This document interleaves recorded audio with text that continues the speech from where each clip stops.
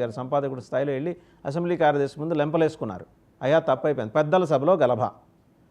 ఇప్పుడు చైర్లో కూర్చున్న వాళ్ళ మీద మనకు రెస్పెక్ట్ లేకపోవచ్చు, but we need to respect the chair కదండి. సరే, దానికి వాళ్ళకి అవకాశం ఉంది, అది ఎక్సర్సైజ్ చేసుకోవాలి. వాళ్ళకి చెప్పేవాళ్ళు లేరు. వచ్చింది ఏంటంటే వాళ్ళది అనార్గనైజ్డ్ సెక్టర్గా మిగిలిపోయింది వైఎస్ఆర్సీపీ. ఇక రెండో అంశానికి వస్తే చింతామోహన్ గారు ఢిల్లీలో నిన్న ఒక అగ్గిపుల్ల గీశారు.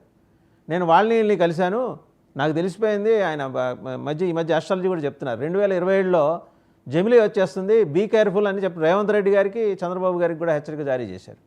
నిజంగా చింతామోహన్ గారికి అంత ఇంటెలిజెన్స్ ఉందా సార్? చింతామోహన్ ఇప్పుడు బీజేపీ ప్రభుత్వం అధికారంలో ఉంది. చింతామోహన్ కాంగ్రెస్ నాయకుడు. పివి నరసింహారావు టైంలో సహాయ మంత్రిగా ఏదో చేశాడు కేంద్రంలో, అది 91 ఆ ప్రాంతాల్లో. ఇప్పుడు దాదాపుగా 25 సంవత్సరాలు అయిపోయింది. ఆ తర్వాత నుంచి ఆయన యాక్టివ్గా లేరు రాజకీయాల్లో. ఆయనకి బీజేపీ ప్రభుత్వంలో సమాచారం అంత అవకాశం ఉంటుందైతే నేనైతే అనుకోవడం లేదు. ఆయన ఏదో అక్కడ కాంగ్రెస్ నాయకులు 2-3 కలిసి ఉండొచ్చు, వాళ్ళు ఇచ్చిన సమాచారం మేరకు ఏదో మాట్లాడి ఉండొచ్చు. కానీ జమిలి ఎన్నికలు జరుగుతాయి అంటే ఇప్పుడు రామ్నాథ్ కోవింద్ నేతృత్వంలోని కమిటీ నివేదిక ఇచ్చేసింది. దాని నివేదికని పార్లమెంట్లో పెట్టేశారు, మంత్రివర్గం కూడా ఆమోదించింది. దాన్ని 2027 నుంచి అమలు చేస్తారా లేకపోతే 34 నుంచి చేస్తారా అనేది మనం బీజేపీ నాయకులు అమిత్ షా కానీ మోడీ కానీ చెప్తే తప్ప మనకే తెలియదు. చింతామోహన్ చెప్పడం మరి కరెక్ట్ అని అయితే నేను అనుకోవడం లేదు. అంత లోతైన సమాచారం బీజేపీ ప్రభుత్వంలో, లోతైన సమాచారం కాంగ్రెస్ నాయకుడికి దొరుకుతుందంటే అలాంటి సూచనలు అయితే, అలాంటి అవకాశాలు అయితే లేవు నాకు తెలుసు. రవికిరణ్ గారు ఎందుకు ఈ మధ్య తరచూ స్పెక్యులేషన్స్కి సంబంధించిన ప్రకటనలు చేస్తున్నారు? చింతామోహన్ గారు గమనించారో లేదో, ఒక్క నెల రోజుల వ్యవధిలో ఆయన బాగా యాక్టివ్ అయిపోయారు.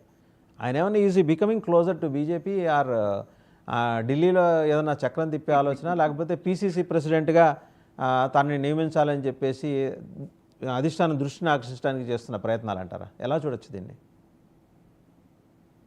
ఇప్పుడు గత కొన్ని సంవత్సరాలుగా చూస్తున్నారు ఆయన స్టేట్మెంట్స్. ఆయన కాంగ్రెస్ పార్టీకి రాష్ట్రంలో ఉనికి లేదు, బట్ ఏదో రకంగా ఈయన పతాక శీర్షికల్లో ఉండాలి, మీరు డిబేట్ లో టాపిక్ లా తీసుకొచ్చారు. సో ఇలా టాపిక్ లా తీసుకొచ్చి మైహూనా అని చెప్పే విధంగా ఒక ప్రయత్నం తప్పితే దీంట్లో ఏమీ లేదు. ఆయన చరిత్ర గతం ముగిసిపోయింది. ఇప్పుడు ఇటువంటి వ్యాఖ్యలు చేయడం వల్ల మీలాంటి వాళ్ళు డిబేట్లు పెడితే దాని మీద చర్చించుకుని చింతామోహన్ గారు ఇంకా ఉన్నారనమాట, యాక్టివ్గా ఉన్నారనమాట, మరి కాంగ్రెస్ పార్టీలో మరి ఆయనకి ఏమి ఇస్తారా అన్న చర్చ. మీరు అన్నట్టు ఏదైనా పార్టీలో ఏదైనా కావాలేమో దానికోసం తపన ఆత్రం తప్పితే గత కొన్ని సంవత్సరాలుగా చూస్తాను ఆయన చెప్పే స్టేట్మెంట్ లో ఎటువంటి పసా ఉండదు, కేవలం హెడ్లైన్స్ కోసమే. అయితే జమిలీ ఎన్నికలు అంటారా, ఇప్పుడు జేపీసీకి వెళ్ళింది సార్, అది జేపీసీకి వెళ్ళింది, దాని మీద చర్చ జరగాలి, అది ఎప్పటికో వచ్చి జేపీసీ నుంచి బయటికి రావాలి, వచ్చాక మళ్ళీ ఉభయ సభల్లో ప్రవేశపెట్టాలి, ఉభయ సభల్లోనూ క్లియర్ అవ్వాలి, 2/3 మెజారిటీ కూడా కొన్ని రావాల్సి ఉంది. నాకు తెలిసి అయితే 2029 లోపు జమిలీ ఎన్నికలు ఉండవు. 2029 తర్వాత, ఇది 29 తర్వాత 34 లోపు ఉంటాయి తప్పితే ఇప్పుడైతే ఉండవు, నాకున్నటువంటి అవగాహన, రాజకీయ అవగాహన. రైట్. ఒకసారి వెంకట గురుమూర్తి గారు, తిరుపతి లడ్డు వ్యవహారంలో అంబటి రాంబాబు గారి స్టేట్మెంట్ మీరు చూశారు. వాస్తవంగా పట్టుకున్నది కల్తీ నెయ్యినే, లడ్డూలో కల్తీ జరిగిందనే విషయం కాదు అందులో ఉన్నదని చెప్పేసి వైసీపీ సూత్రీకరణ చేస్తుంది. మీరు 18 ట్యాంకర్లు వెనక్కి పంపారు, మేము కూడా 18 ట్యాంకర్లు వెనక్కి పంపాము. మరి ఆ ట్యాంకర్లు వెనక్కి పంపకుండా అప్పుడే కల్తీ చేసి ఉండే పని కదా మేము అంటారు. ఆయన పట్టుకున్నది ఎవరిని? కల్తీ నెయ్యి పంపించిన వాళ్ళని పట్టుకున్నారు, సిబిఐ అరెస్ట్ చేసింది. దాంట్లోంచి పొలిటికల్ మైలేజ్ పొందడం కోసం వెంకటేశ్వర స్వామిని అడ్డం పెట్టుకుని మీరు రాజకీయం చేస్తున్నారని వైసీపీ ఆరోపిస్తుంది. వాసుదేవన్ గారు, వెంకటేశ్వర స్వామిని అడ్డం పెట్టుకుని రాజకీయం చేసేవడం కాదు అనేది అందరికి కూడా తెలుసు.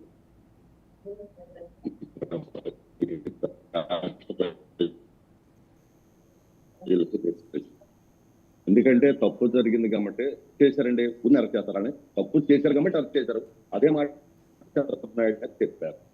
దానికి రైట్ అండి. సిబిఐ అందులో ఏం చెప్పింది? కల్తీ నెయ్యి సరఫరా చేశారని అరెస్ట్ చేశామంటున్నారు, బట్ కల్తీ నెయ్యి లడ్డూకు వాడారనే మాట సిబిఐ చెప్పిన దాంట్లో ఎక్కడ లేదే అని వైసీపీ అంటోంది.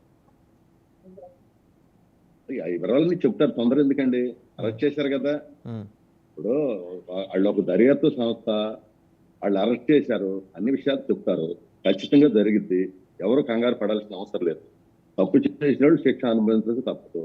మరి ముఖ్యంగా కలియుగ వెంకటేశ్వర స్వామి దగ్గర తప్పు చేయడం అంటే అది మహాపాపం. ఖచ్చితంగా వాళ్ళు బయటకు వస్తారు, దీంట్లో ఎలాంటి అనుమానం లేదు.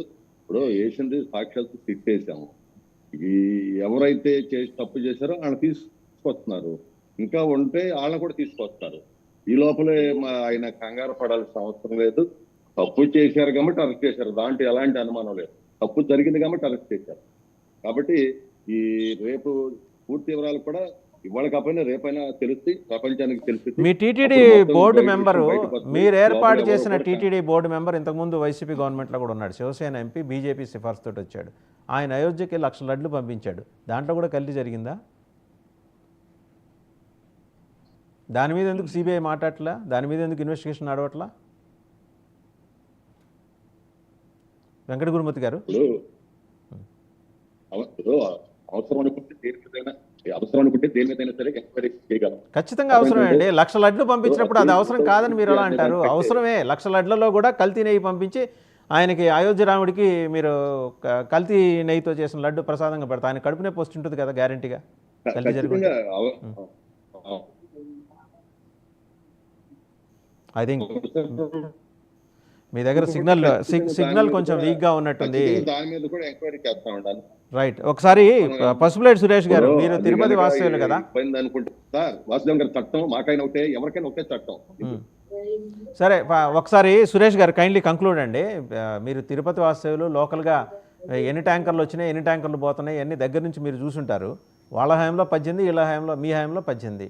18 చెల్లు కదా?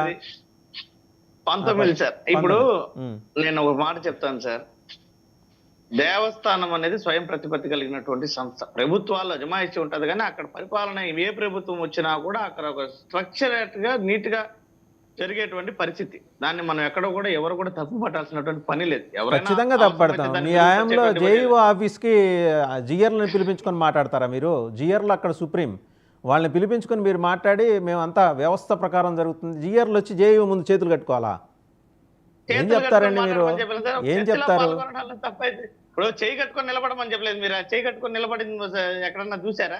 అడగండి, ధర్మారెడ్డి గారిని పిలిపించి అడగండి, విచారించండి, మొత్తం చెప్తారు. ధర్మారెడ్డి గారి ఆఫీస్ నుంచి సర్కులర్ వెళ్తే జిఆర్లు దాన్ని ఫాలో అవ్వాలా? వెంకటేశ్వర స్వామికి వాళ్ళు సేవకులు. వాళ్ళు లడ్డు వ్యవహారం తీసుకున్నాం సార్. మీరు ఒకసారి చూడండి, పూర్తిగా మీరే ఆలోచించండి. ఇది ఎక్కడి నుంచి స్టార్ట్ అయింది?